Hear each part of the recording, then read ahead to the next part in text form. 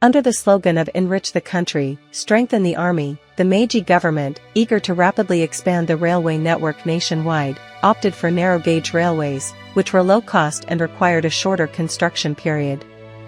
Given the narrow land and steep terrain of Japan, this was deemed the optimal choice. Despite numerous proposals to convert to standard gauge, the construction of railways continued with narrow gauge. At that time, civil engineering technology was still immature, and long tunnels and bridges were avoided. Additionally, the demand for construction cost reductions led to track layouts that followed the terrain, resulting in many routes with sharp curves and steep gradients. Stations with crossing facilities also adopted steep turnouts to reduce land area, which later became an obstacle to speed improvements.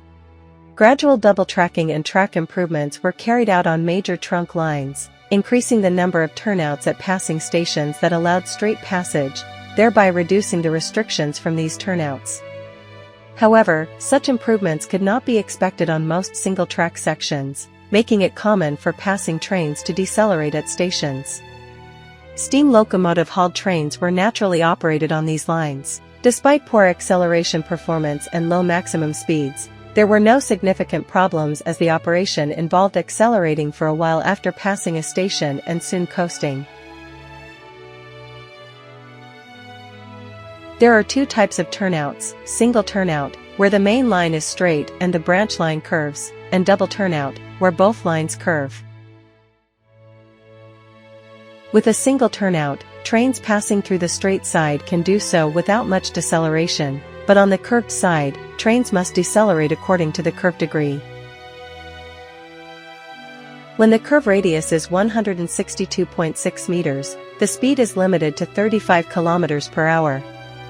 With a radius of 243.2 meters, the speed is limited to 45 km per hour. To pass at 60 km per hour, the curve radius must exceed 526 meters. When trains exchange at stations, the centers of each train need to maintain a distance of about 4 meters. The sharp curves are designed to secure the space within a short distance. If the curves were gentler, the turnout itself would be longer, requiring a longer distance from the station stopping point and necessitating a larger land area. This would lead to increased land acquisition and construction costs, which the government at the time wanted to minimize to quickly open the railways. The Y-shaped double turnout type was widely adopted in regional lines because it could secure train exchange space in a shorter distance compared to single turnout. However, this method could not allow for dedicated lines for passing trains to pass through at high speeds, becoming a barrier to later speed increases. On the other hand, by combining single turnouts to allow straight passage for both station entry and exit, passing trains could maintain high speeds. There were also many combinations where only the entry was straight, designed under the assumption that steam trains of the time, which had poor acceleration, would not gain much speed even after departure. With the spread of EMUs and diesel multiple units, DMUs, train acceleration performance and speed improved, making the speed restrictions caused by turnouts at stations a bottleneck for high-speed operation. In the 1950s, the Shikoku General Bureau, which led the nation in promoting dieselization and achieving smoke-free superior trains, actively advanced high-speed operation using DMUs. Due to the sparsely populated areas along the lines, the JNR budget allocation was limited, resulting in a pitiful situation where only single tracks with a maximum speed of about 70 km per hour existed. At that time, even main national highways were mostly unpaved, and in Shikoku, with its steep Shikoku mountains, mountain roads with continuous sharp curves were common. With the situation not relying on road transport, expectations for railway high-speed operation were very high. The Sanayo Main Line, running across the Seto Inland Sea, was fully equipped with double-track reinforced tracks and a maximum speed of 95 km per hour, highlighting the stark difference. In such poor conditions of Shikoku, the challenge began to somehow achieve high-speed operation using lightweight DMUs. Particularly on the Takamatsu-Tadatsu section, where trains of the Yosan Line and Dosan Line run, the train density was already at its limit.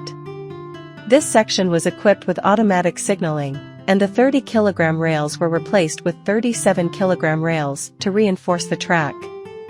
Furthermore, on the Yosan line, the section to Matsuyama was sequentially replaced with 37-kilogram rails, achieving a maximum speed of 85 km per hour. Additionally, the bottleneck section of Takamatsu to Datsu was further reinforced by increasing the number of sleepers, promoting 95 km per hour operation, and advancing towards double tracking. However, despite the low maximum speeds on the mostly single-track sections, the deceleration required at station turnouts remained an obstacle to high-speed operation. Between Takamatsu and Matsuyama, unlike the Dosan line and the Yosan line south of Matsuyama, the gradients and curves are gentler and the alignment is relatively good, holding the potential for high-speed operation.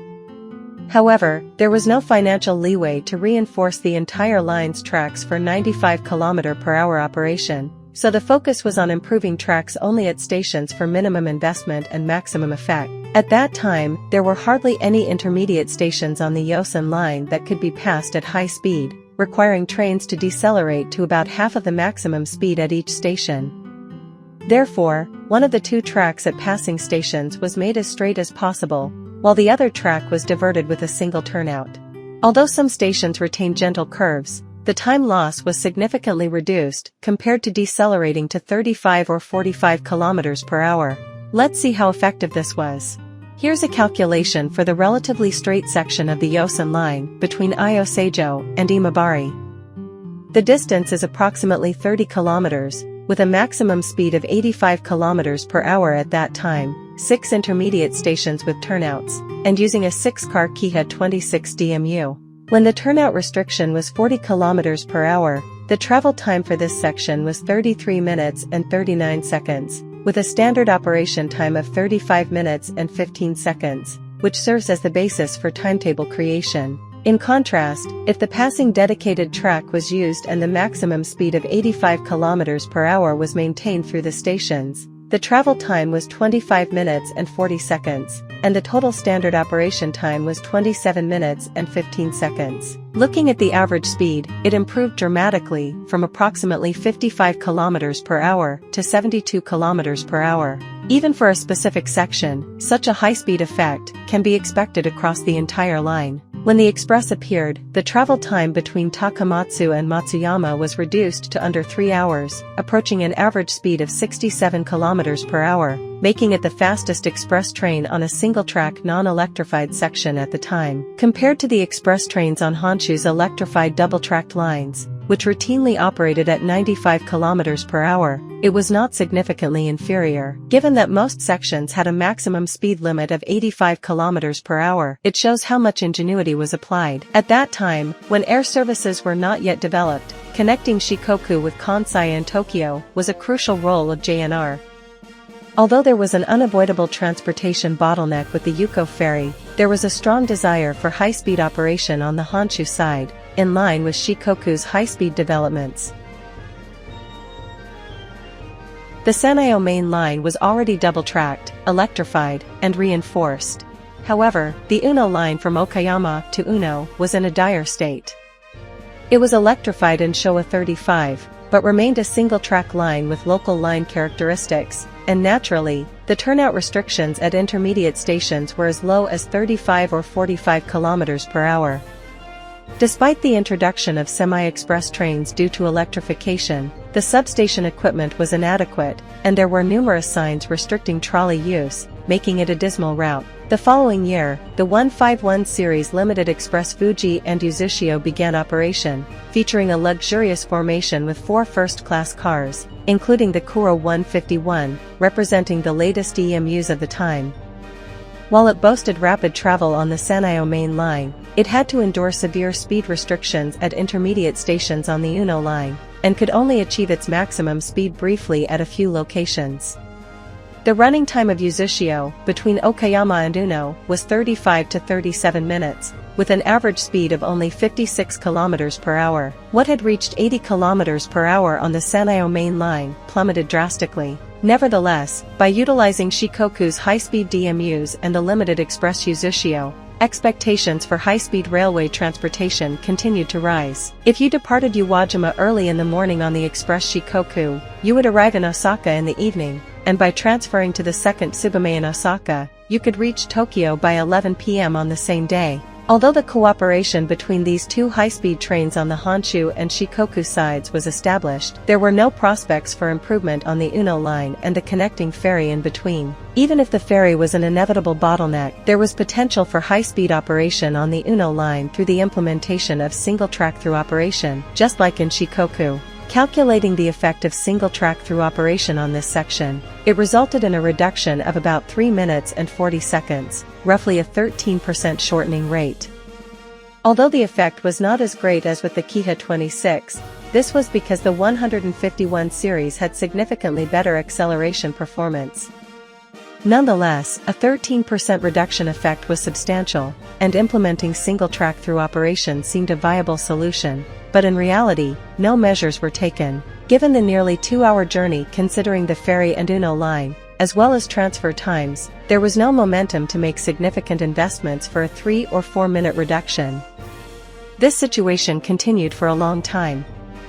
When new crossing facilities were added at stations like Bizen Nishichi and Bizen Kataoka, they were constructed with single track-through layouts, but these were not utilized effectively. The tracks used by the inbound and outbound trains were fixed, and trains passing through the side tracks were subjected to a 45-kilometer speed limit. Additionally, due to the long station yard layout accommodating the exchange of long freight trains, trains were forced to run at low speeds for extended periods.